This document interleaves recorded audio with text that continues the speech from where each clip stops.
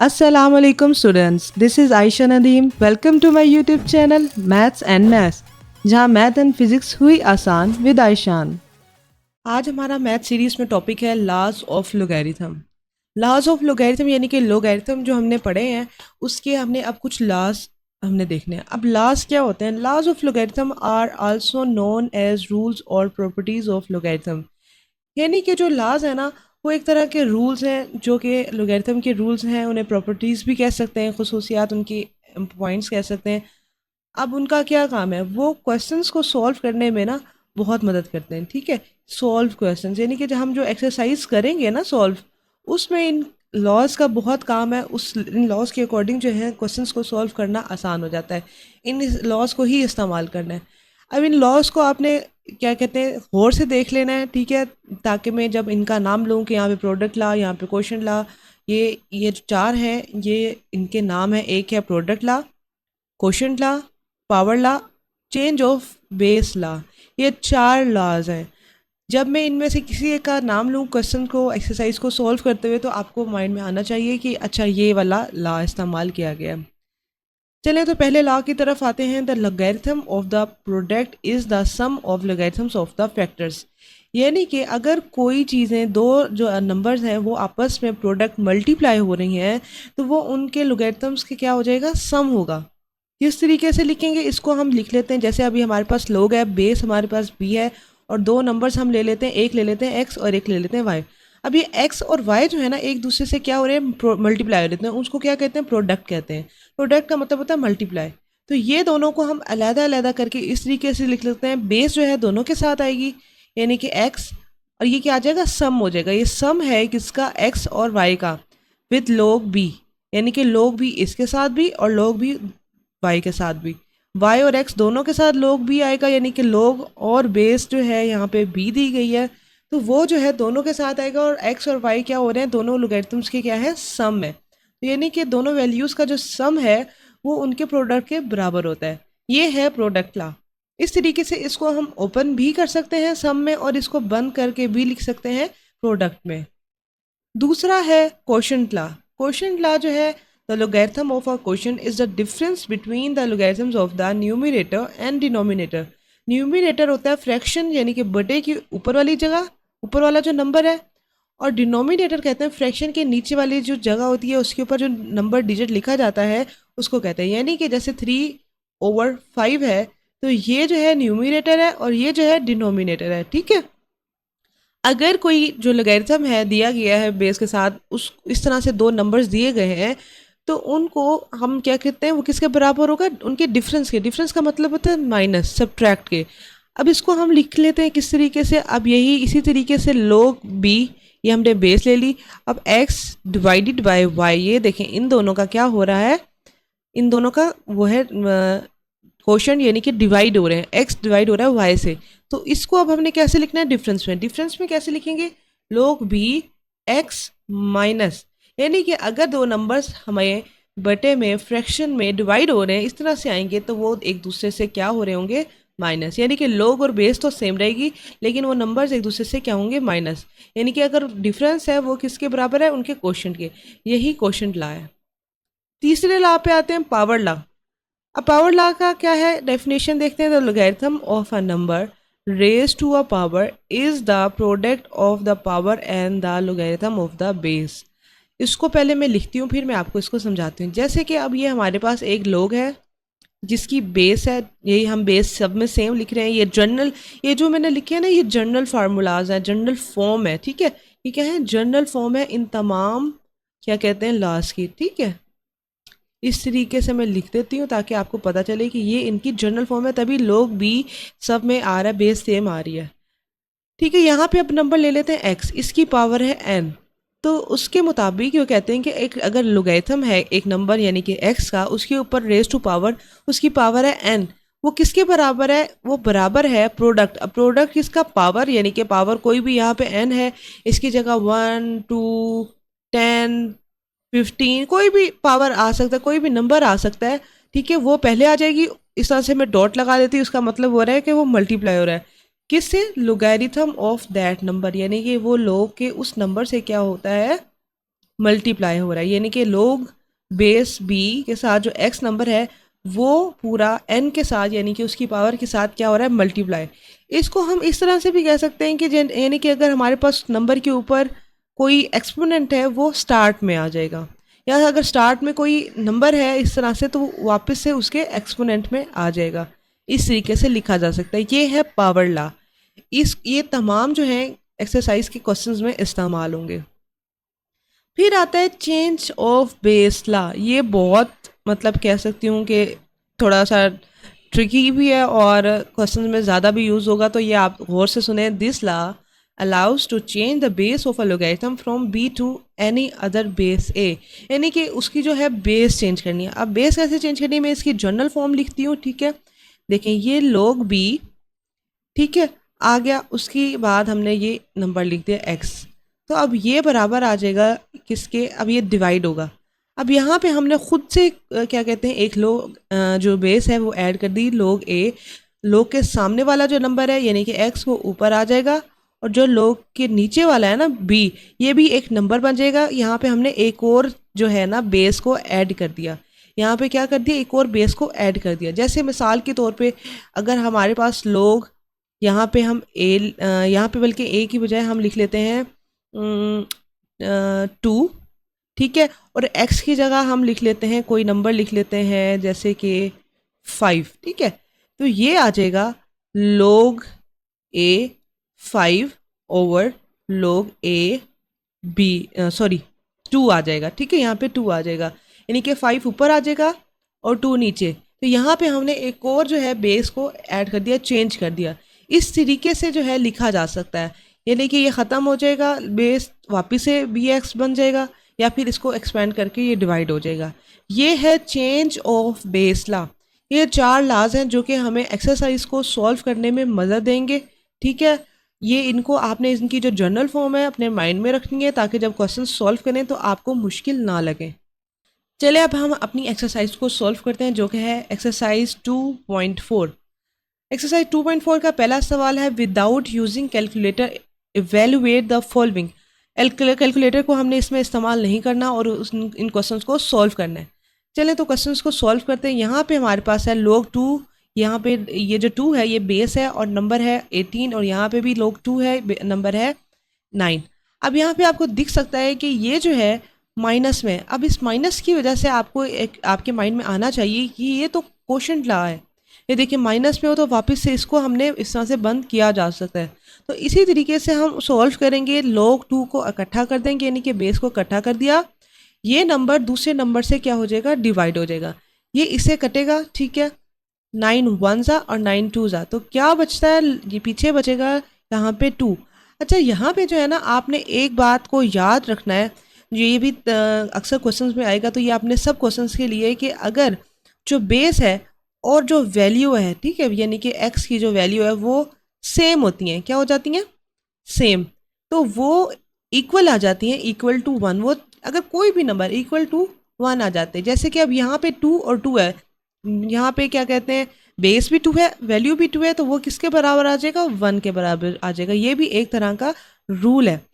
अगर इसके अलावा कोई भी, जैसे अब लोग हमारे पास आ गया 3 की 3 आ गया, वो भी 1 के बराबर।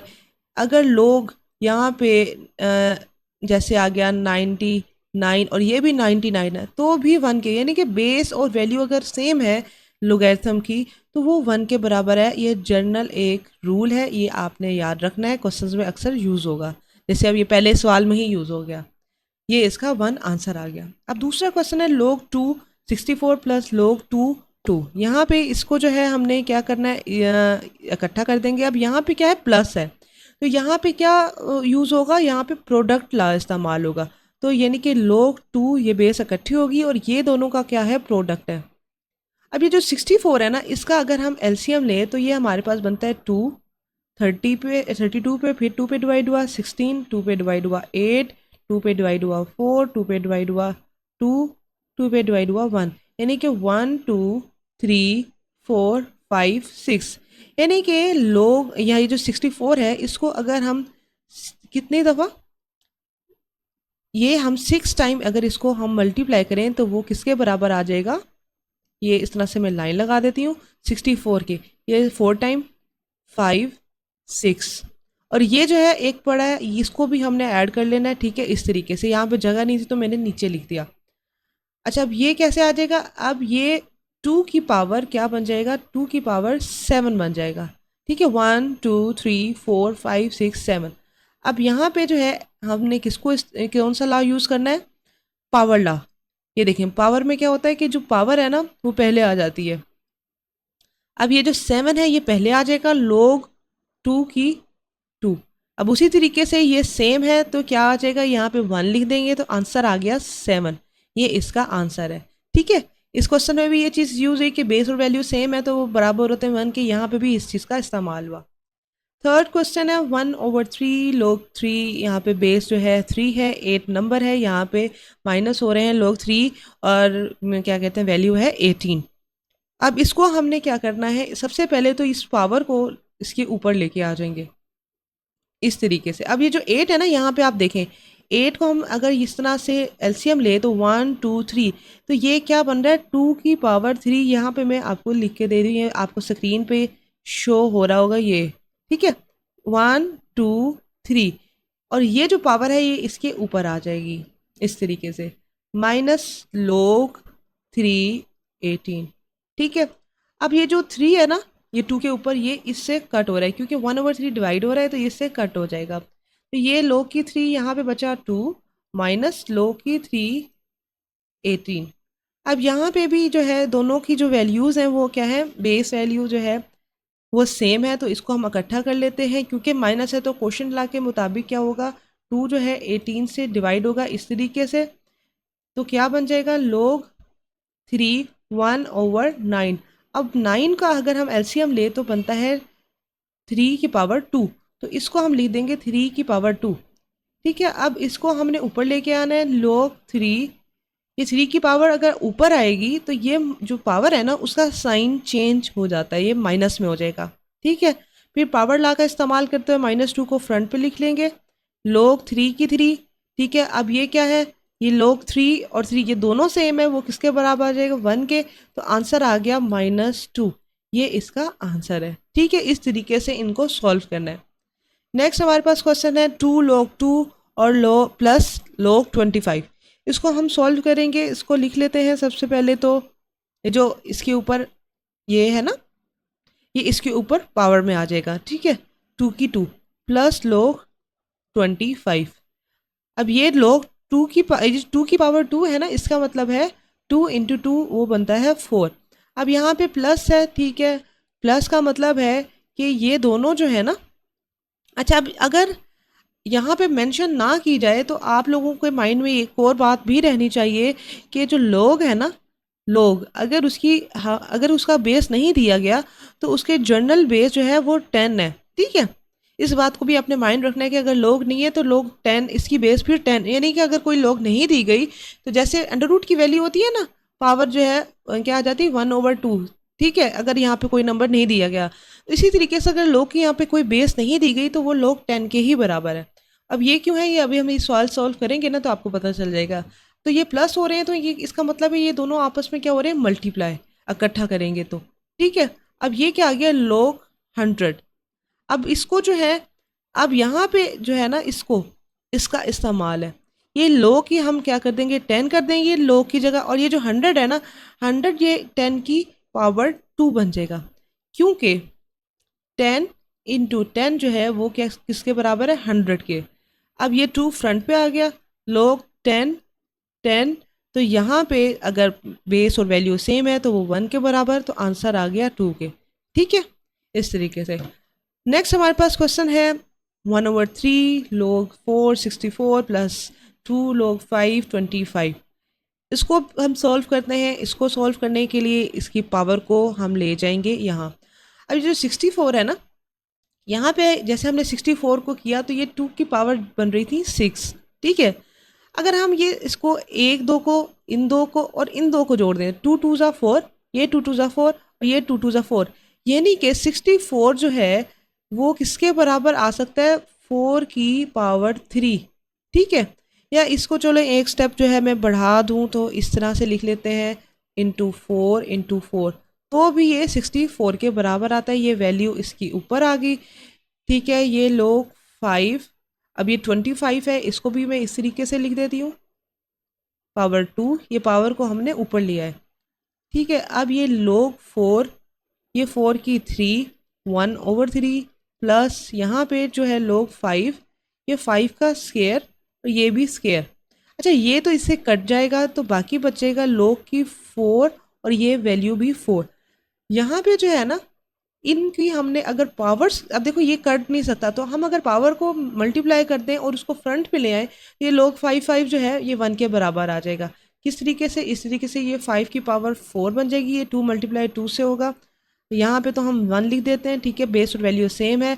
अब यहाँ पे जो है 4 को हम फ्रंट पे लेंगे पावर ला के अकॉर्डिंग, ये बाकी 5 और 5 बचा। ठीक है, अब यहाँ पे जो है ये 1 के बराबर है, तो 1 + 4 = 5, ये इसका आंसर आ गया।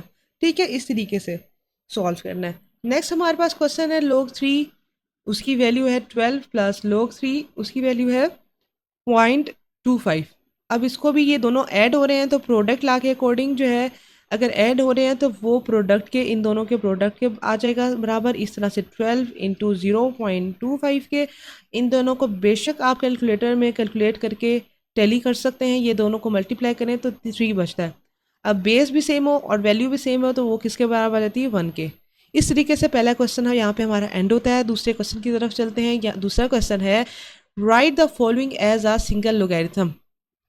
चलो, तो ये मैंने लाइंस लगा ली है। ठीक है, अब इनको सिंगल लोगैरिथम में लिखना है, यानी कि इनको इकट्ठा कर देना है। इकट्ठा करने के लिए सबसे पहले जो हमारे पास क्वेश्चन है वो है 1/2 log 25 और प्लस 2 log 3। तो इसको हमने पावर्स ला के अकॉर्डिंग जो है इसकी पावर बना देंगे। ये 25 के ऊपर आ जाएगा 1/2 और ये आ जाएगा log 3 की पावर 2। ठीक है, अब ये जो 25 है ना, ये क्या है? ये 5 की पावर 2 के बराबर है, यानी कि 5 × 5 जो है वो 25 के बराबर आ जाता है। और ये जो है इसका मतलब है 3 × 3, ये क्या है? 3 का स्क्वायर है। अब ये 2 इस 2 से कट गया, बाकी बचा लोग 5 और यहाँ से बचा लोग 9। अब ये प्लस हो रहे हैं तो इन दोनों को हमने प्रोडक्ट ला के अकॉर्डिंग क्या हो जाएंगे? ये दोनों आपस में मल्टीप्लाई होंगे, 5 × 9। ठीक है, तो इसका जो है आंसर आ जाएगा log 45। यही इसका आंसर है, क्योंकि हमने इसको सिंगल लोगैरिथम में लिखना है। ये देखिए ना, क्वेश्चंस में आपको दिख रहा होगा कि ये दो लोगैरिथम्स हैं, इनको एक लोगैरिथम में इकट्ठा कर देना है। नेक्स्ट क्वेश्चन है log 9 माइनस log 1/3। अब जो माइनस है ना, इस माइनस का मतलब है ये डिवाइड होंगे, तो इसको और इसको डिवाइड कर दिया। ठीक है, ये सिंगल लॉग में हमने लिख दिया, क्वोशंट जो क्वोशंट ला है उसको इस्तेमाल करते हुए। अब ये डिवाइड के डिवाइड है तो ये जो है 3 ऊपर आ जाएगा मल्टीप्लाई। ये इसका तरीका होता है कि अगर डबल फ्रैक्शन है ना, तो जो दूसरी फ्रैक्शन है ना वो इसके नीचे आ जाएगी। ठीक है, इस तरीके से इसको 9 को जो है मल्टीप्लाई कर देंगे, ये 9 के साथ 3 मल्टीप्लाई होगा, तो ये बन जाएगा log 27। और यही इसका आंसर है, क्योंकि हमने इसको सिंगल लॉग में लिखना था। नेक्स्ट हमारे पास क्वेश्चन है log 5, यहाँ पे है बेस, ये 2 जो बी वैल्यू है उसकी पावर 2 है। अच्छा, इसको जो है हम सॉल्व करने के लिए क्या करेंगे? इनको इकट्ठा करना है, तो इसको हम ऐसे कर देते हैं। यहाँ पे जो है ना, अब इस्तेमाल होना है चेंज ऑफ ला, यानी कि जो यहाँ पे बेस चेंज वाला रूल था ना, ये चेंज ऑफ बेस ला, ये जो चौथा ला है, यहाँ पे ये इस्तेमाल करना है। इस तरीके से इनको क्या कहते हैं? log b की वैल्यू है, इस तरह से हमने बेस यहाँ पे एक और ऐड करके इनको अलग-अलग कर देना है। ठीक है, अब यहाँ पे जो है ना एक और बेस दी गई है, तो इसको उस ला के अकॉर्डिंग सॉल्व करते हुए क्या लिखेंगे? log b की वैल्यू 2/log 5, और इसको हम लिख देंगे log, ऊपर वाला ऊपर आ जाएगा और नीचे वाला जो है यानी कि a नीचे आ जाएगा। ठीक है, अब ये इसकी पावर्स को फ्रंट पे ले आए, इस तरह से log b/log 5, और ये log यहाँ पे 3 पहले आ जाएगा, log 5/log a। पहले इसको हमने ना खोल दिया है, क्योंकि सिंगल लॉग में लिखने के लिए इसको हमने पहले खोला है। ये कट जाएंगे, बाकी ये यहाँ से 2 × 3 बचा, और ये log b/log a बचा। ठीक है, इसको अब हमने इकट्ठा करना है, तो ये बन जाएगा, ये दोनों 6 हो गए और ये हो गया log a base B, sorry यहाँ पे जो बेस है वो a बन गया और ये b जो है उसकी वैल्यू है। यही इसका आंसर है क्योंकि हमने इसको सिंगल log में लिखना था। नेक्स्ट हमारे बहुत ही आसान सवाल है, इसके बाकी 3 रह गए हैं, ठीक है। इसके साथ फिर हमारी वीडियो आज की एंड हो जाएगी। यहाँ पे भी सबसे पहले इसको जो है हमने क्या कर देना है, इसकी जो है वैल्यूज़ है ना उसको हमने पावर, यानी कि जो ये पावर, ये वैल्यू है ना ये इसकी पावर में आ जाएगी, यानी कि ये इस तरह से x की पावर 2 बन जाएगा और ये log 3 बेस, अब बेस सेम है तो इसको हम इकट्ठा कर देंगे, log 3 ये x का स्क्वायर इंटू वाई, यही इसका आंसर है। बस इसको और कुछ भी सॉल्व नहीं करना। इसमें भी हमने इसी तरीके से log 5 ये x की पावर 4 आ जाएगी माइनस log 5 ये वैसे का वैसे रहेगा और ये भी वैसे का वैसे रहेगा z। अब इसको भी हमने इकट्ठा कर देना है, बेस सबकी सेम है, इकट्ठी हो गई, ठीक है। बाकी जो है अब यहाँ पे जो है ना x4 के साथ जो है ये z पॉजिटिव में है तो ये ऊपर आएगा और जो y जो है ना ये नेगेटिव में है तो ये जो है नीचे आएगा, ठीक है। इस तरीके से इसका आंसर आ गया। इस एक्सरसाइज और इस वीडियो का आखिरी सवाल है, ये ln जो है ये भी log है, इसको भी log ही कहते हैं, ठीक है। इसको भी हमने वैल्यूज़ में लिखना है, ठीक है। तो किस तरीके से लिखेंगे, log a का स्क्वायर आ जाएगा प्लस log b की क्यूब आ जाएगा माइनस log c की पावर 4 आ जाएगी। अब इनको हम इकट्ठा करें तो ये बन जाएगा, अब ये दोनों पॉजिटिव हैं तो इनको क्या कहते हैं, हमने ऊपर लिखना है a की 2 डॉट b की 3, इस डॉट का मतलब ये एक दूसरे से मल्टीप्लाई हो रहे हैं, और c माइनस में तो ये नीचे आ जाएगा c की पावर 4। ये इसका आंसर है। इसी के साथ हमारी आज की वीडियो एंड होती है। So like share subscribe to my channel and comment में बताओ कि आज का टॉपिक कैसा लगा। Thank you.